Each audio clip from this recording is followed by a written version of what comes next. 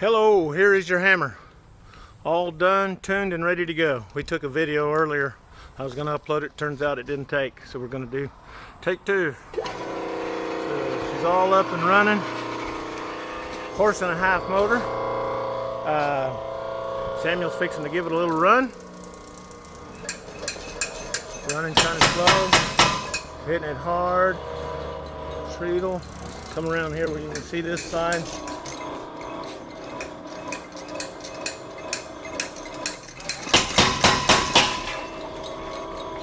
Alright, shut it off. Alright, these four bolts right here, they have a 7/16 head. You need to make sure that they're snug. Check them every once in a while until you feel comfortable. The pins are in there that hold those wrists in, and if they slide out, they collide here. So check them every once. Those are fitted very tight, as you can see. And but please check these. There's oil holes right here. There's four of them. 1, 2, 3, 4. We call this the dog bone linkage. This is called the long linkage. Up here there is an oil hole on this side and oil hole on this side. Everybody always asks, why don't we put a grease zerk there? This takes oil, 30 weight oil, not grease, and just put a drop in there every time you use it, once a week, whatever.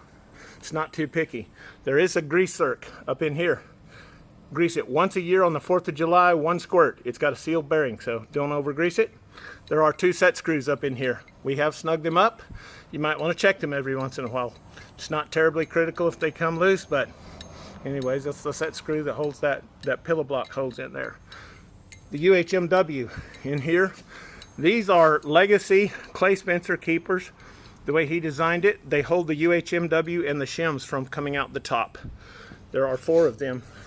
Traditionally, if you wanted to remove the shims or the UHMW, you would insert a large screwdriver in here, bend this back, take the shims out. The front one's easy, side ones are a pain, and the back ones, well, they'll make you cuss. So we redesigned it, and the bottom now has a removable lower guide stop. And take off 4 bolts with a 7/16 wrench. This comes down, everything falls out the bottom. There are a bunch of shims in there, and then UHMW. You may need to adjust those shims. You may need to remove a shim, add a shim. Very easy to do. Changes as it breaks in, changes with the temperature. Keep this ram oily. Oil should be dripping off of it. It always needs to be oily. Keep you an oil can. When you start using it for the day, oil that up. The top die and the bottom die, the plates are different. This is 4 inches square. The top is 3 7/8 square. It is labeled here, T1, B1. There's your extra set of dies. And so they have 2 there, T1 and B2. These are directional. They are fitted, so don't mix them up. Nothing else really too major. This is the adjustment for your treadle. You'll adjust that up and down to your liking. There's the backup nut that will cinch that down. This is the brake adjustment. It's pretty simple. Loosen it off, screw it up and down. You're looking for 1/4 to 1/2 inch play in here when resting the brake on. You may like it different. You may want to play with that. Clay likes to run 60 psi of air. Some people like 45 psi. And I think that really about gets it. These big nuts here look like they do something really important. They don't so much. They're just backup nuts to keep this set screw from loosening off. So if for some strange reason you needed to adjust that, you would loosen this off, turn this the desired amount, making sure to adjust both of them exactly the same. Then you would tighten this nut down to lock that in place. It should be adjusted good. You shouldn't need to adjust that. So overall, I'm sure you'll have more questions.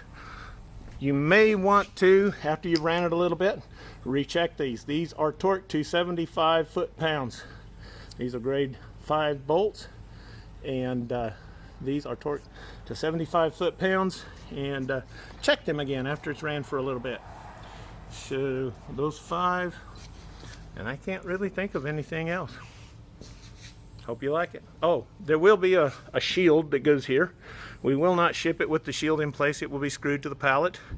you'll loosen these nuts here and put that on there, and it'll kind of stand off a little ways. Tighten it up. That keeps you from putting your hand or your head against the moving parts when it moves. So it will need to go on.